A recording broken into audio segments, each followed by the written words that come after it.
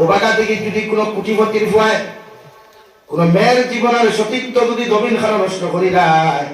মসজিদের secretary president থাকি লইয়া কোনো বেটা মুখে দিয়া কোনো জবান বার করতা নাই, শুধু একটাই কথা হইবা কুটিপতির ফুয়া ইয়ং ফুয়াইতা তোরা হাতলামি করই ও কথা হইয়া মাতহান উড়াইয়া দিলাম ঠিক কিনা। আর যদি আমার মতো কোনো গরিবর ফুয়া, কোনো টেলাওয়ালার ফুয়া, কোনো রিক্সাওয়ালার ফুয়া, কোনো দিন মজুরের ফুয়া যদি সামান্য যদি রৌদর দ্বারা বা মসজিদর দ্বারা বইয়া ফোন করিলায় তো আমার গাঁর কিছু মুসালা মুরব্বী অকল আছেন মুনাফিক মার খা ইতায় কইবা কাল তারা দেখতো না কইলেন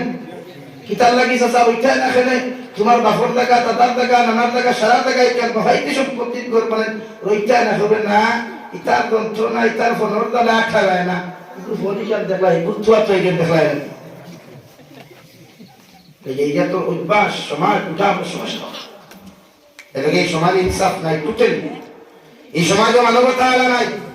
এলাকি এই সমাজে অপেক্ষা করেন ইমাম মেহদির মতো একজন মানুষ, এই সমাজে অপেক্ষা করেন হযরত ঈসা আলাইহিস সালামের মতো একজন মানুষ। আইবা যে সমাজের মানুষ 5 টাকা ইমান বেছে